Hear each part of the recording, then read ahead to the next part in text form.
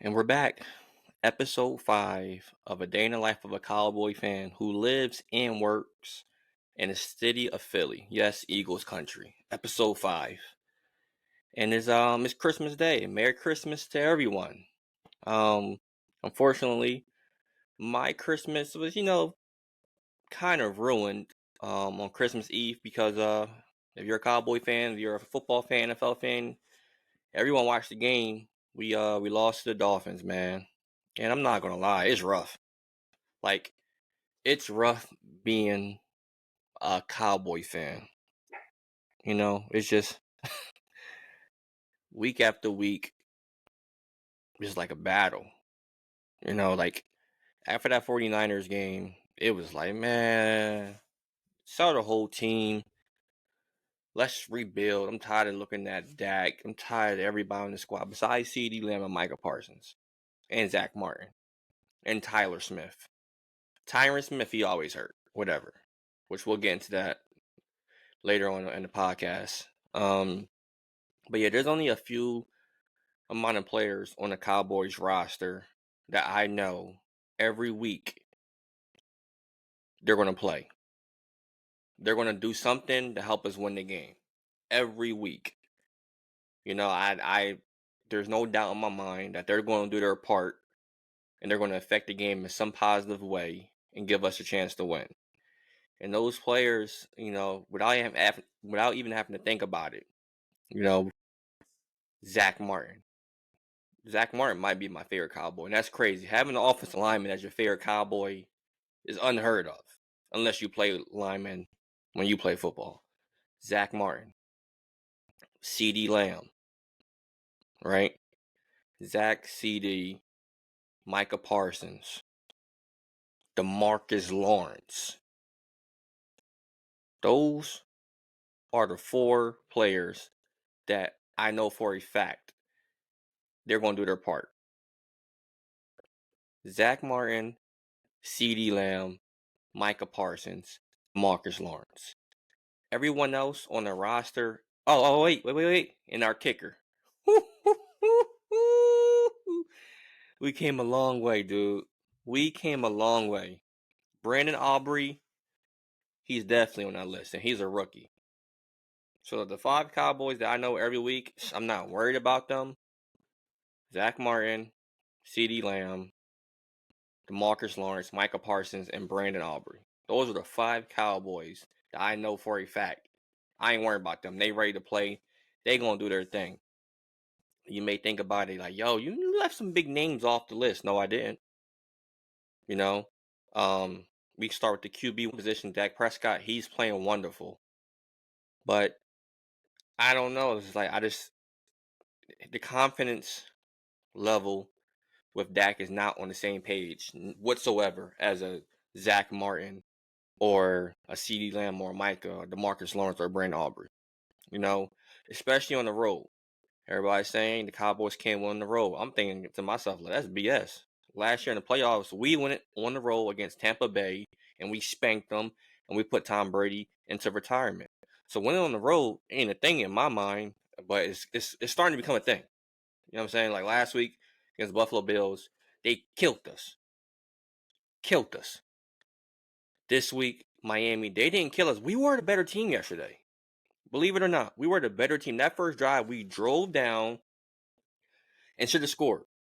But for some reason, just being a Dallas Cowboy as of late, something goes wrong.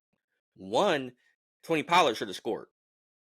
Why are you trying to truck somebody 2 times your size? Run to the goal line. It's like just run on your angle to your goalpost, whatever. The pylon. Run to the pylon. Why are you trying to cut up? You're not a power back. That's when we miss. That whole instance is when we miss an Ezekiel Elliott. Now I understand that we got rid of Zeke for good reason. He was making too much money and the production wasn't there. It is what it is. It's called spade a spade. The production wasn't there. Yes, I know he rushed for like 880 and 12 touchdowns. But to get paid the money he was getting ready to get paid, that's not enough. But you'd be a fool of a Cowboy as a Cowboy fan to say that we don't miss him. If Zeke was in the squad yesterday, we score on the first drive. But instead, we say Pollard is our lead back. He can't get in. He tries to cut up and run over somebody that he can't run over. He gets stopped. Second down, whatever. It was third down, whatever it was. We give it to our rookie fullback, who I am very impressed by. He fumbles. The lights is too bright for him. So we drive down on the first drive and get no points because we fumble on the 1 yard line. Like, what are we doing? And then from there, it was just like a struggle. Unless we got the ball in CeeDee Lamb hands. He scored on his own. That was an impressive play. That's why he's one of the Cowboys that, in my opinion, I know, given the opportunity, CD is going to do his thing. So, let's just talk about the game, man. Right? Final score 22-20. We just talk about the first drive. We wanted to get the ball first. You know what I'm saying? Let the offense go out there and score and set the tone. And we were doing that. We were driving down there, and we got the ball to the 1 yard line. We didn't score. I'm not going over that again. Right? They get the ball, and we stop them, though. They get a field goal. 3-0. We get the rock back. Then CD scores. CD scored on a 49-yard play. And about 35, 40 of those yards was all CD. Outran everybody. Yards up catch. Right? And then it was like after that, we just stalled out for the rest of the half. Miami got another field goal. And then right before half, most scores, right? So it was like, all right, 1.5 time, we're down 13-7. It's not the end of the world. I'm still a little confident, but it's just like, yo, after those first two drives, we couldn't block a soul. Bradley Chubb was out there looking like a Mike Parsons, which leads me to another big name that I left off my list that he's not reliable anymore, Tyron Smith. Like, Tyron Smith, please, if you can't play anymore, just don't play. If you can't stay healthy, hang it up. Because we're tired. I'm pretty sure as a Cowboy fan base, we're tired of you missing big games when we need you because you're hurt. Like, in the beginning of the season, homeboy got hurt and he during the off week. That's the first time I've ever seen that happen. He got hurt on a bye week. That's like Craig off a Friday getting fired on his day off. How do you get hurt on your day off? Like, he was severely missed yesterday. Our left tackle was getting ate up. So we can't even blame Dak on the loss yesterday because every time I turned around, Bradley Chubb was in his face. So if we being honest, the loss yesterday is all on the left tackle position. Tyron Smith for being hurt like every other day, and our backup not being ready. It wasn't the TP that didn't get in the end zone. It wasn't Hunter who fumbled on the 1 yard line. It wasn't Dak because he was under pressure. It wasn't our defense. Let's be honest. Our defense held an explosive Miami offense to 22 points. If you know football, that Miami offense is crazy. Speed kills, and they have the fastest team in the NFL. So our defense, they technically did their part. We held them to 22 points. It was our offense, and it was just our left tackle. We couldn't block anybody. But let's get back to the game. So halftime 13-7 because they get that BS touchdown right before half, right? Then bam, they get the rock because we got the ball in the beginning of the game. They get the ball right back. They get another field goal. Our defense is holding it down, right? Then we get a field goal. Then they get another field goal. Like, I don't think y'all understand. We was holding it down. Defense was holding it down. We can't blame the defense because of the loss. They kept getting field goal. They only scored once, right? So now it's 19-10 heading in the fourth quarter. We get the rock, another field goal. And then we stop them. Defense is holding it down. We score. Dak Prescott did his thing. Now, it was a couple we got saved because, honestly, hold on. Miami was holding all night. Whether it was their DBs, the one time, the one DB on Miami was trying to see what color draw CeeDee Lamb had on. And they had the nerve not to call that. Right? But I don't want to be that Dallas Cowboy fan that complains about the refs. Right? I do not want to be that fan. By the way, you like my jacket? You know what I'm saying? My wife got it for me for Christmas. Throwback bowl. Yes, sir. Uh-huh. You know what I'm saying? But yeah, they was holding all night. They was holding the CD, and they was holding the heck out of Micah Parsons, which now, like I said, I'm never that fan. I don't want to really blame the refs. But yo, we like been through like 36 plus quarters of football where Micah Parsons hasn't got a hold call yet. What is going on?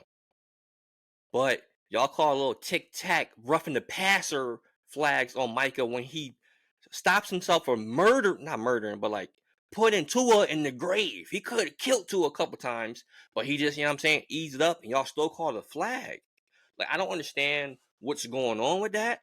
Like, is Micah Parsons like blacklisted or something because he gets calls against them, but he's held every play. I don't care. I don't care. He gets held every play, but y'all don't call it. And that's costing us games. Like I said, I don't want to be that NFL fan that blames on the rest, but yo, y'all tripping right now. Y'all causing us games because y'all don't want to call flags because the player is that good. Right? So anyway, Brandon Cook scores. Happy. I'm kind of mad because he couldn't get 25 yards. He killed Brandon Cooks. You killed the parlay. You had 14 yards for the game. That's unacceptable. Right? The fact that we lost, I don't even care about that touchdown now. You killed the parlay. I needed 25 yards from you, and you got 14? Now, we would have won the game. I'd be chilling. Oh, Brandon Cooks or whatever, you got 14 yards. I don't care. We won. But we took an L. So that means I took 2 L's because you couldn't get 25 yards, and we lost. But whatever. So Brandon Cooks, bam. All right, 2019. Now I'm nervous, though, because not a lot of time left on the clock. And all they need is a field goal. So I'm thinking to myself, like, yo, all right, if we can force them to kick the field goal with at least a minute and some change left, we have a chance to score. And for some reason, we couldn't stop the run game, right? And it wasn't even Mostert because he was out. It was Wilson Jr. and it was making me so mad how after every rush he was getting all pumped up, like, yo, you barely played. How many yards Cuz had? Hold on, because Wilson was out there acting like he was Christian McCaffrey. Wilson Jr. had 21 yards, and he was out there talking smack like he had a buck 30 and 4 touchdowns. So that was making me even more mad, right? So I mean, they kept getting first downs. They ran the clock down, and bam, we lost. Game over. And I'm just like, man, this is to the point where, as being a Dallas Cowboy fan personally, I'm like, yo, I don't want us to have any more holiday games because they're like legit messing up my holidays. We play every Thanksgiving. It's like it's a battle. Am I going to have a good Thanksgiving or am I not? This year, I had a good Thanksgiving.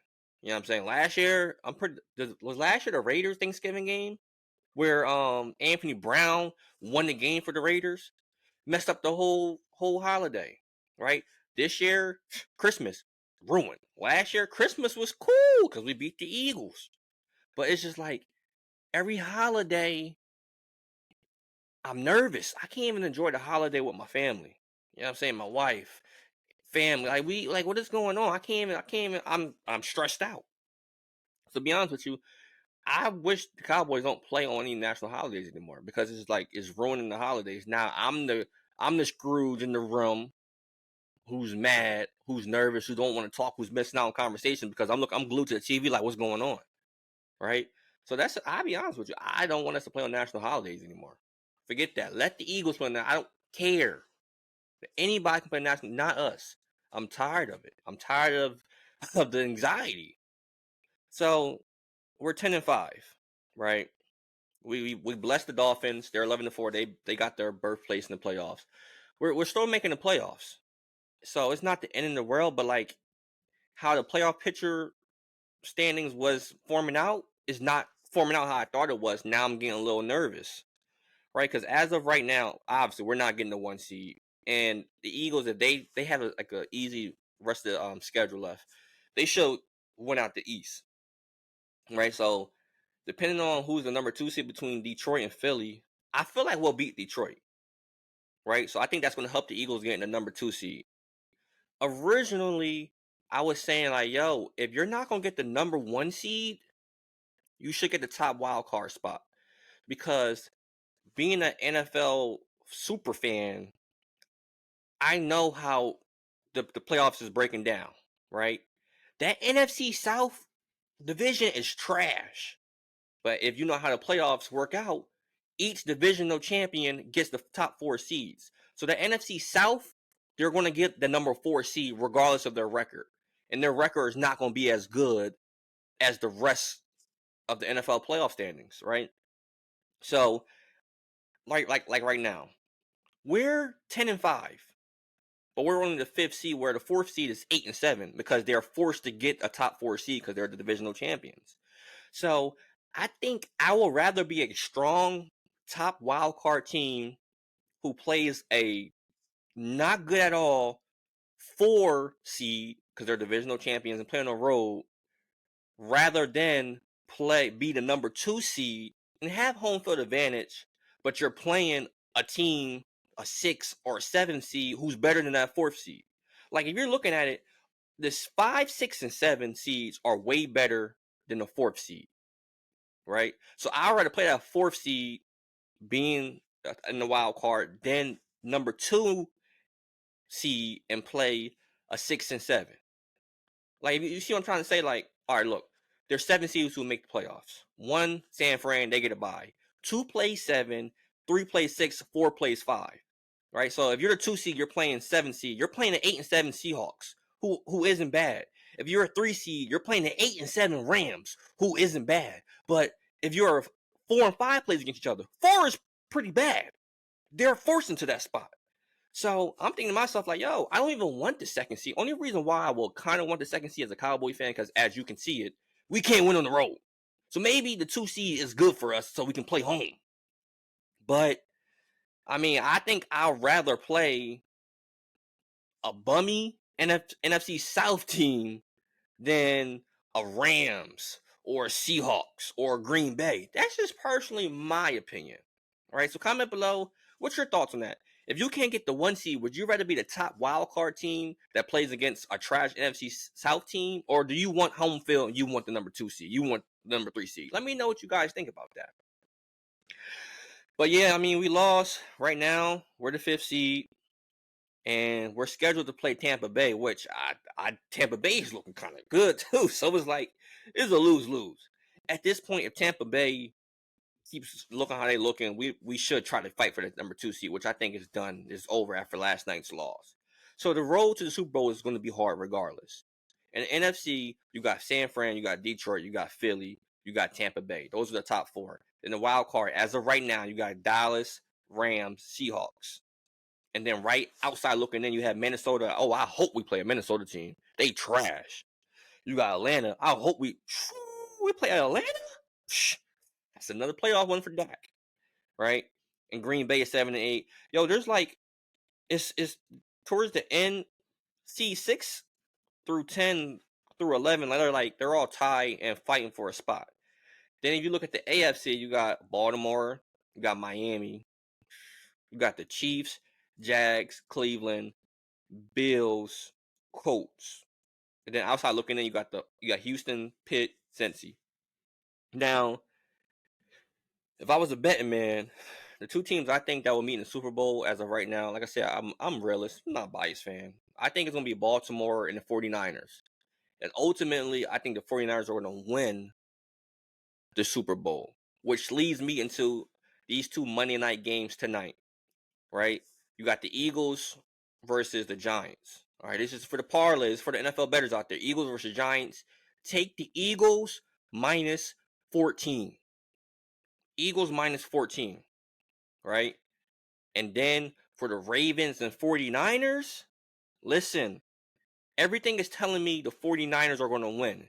But I'm thinking to myself, these 2 teams might meet in the Super Bowl.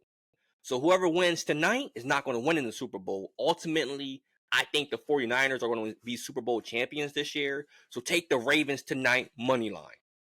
All right, that's the parlays. Day in the life of a Cowboy fan parlay, non-biased. Take the Eagles minus 14 and take Ravens money line. Thank me later. And we ain't worrying about the Raiders Chiefs games. I mean, I would take Chiefs money line, but I don't know. Who knows with that game? I don't know. Chiefs looking crazy. But yeah, man, it was rough.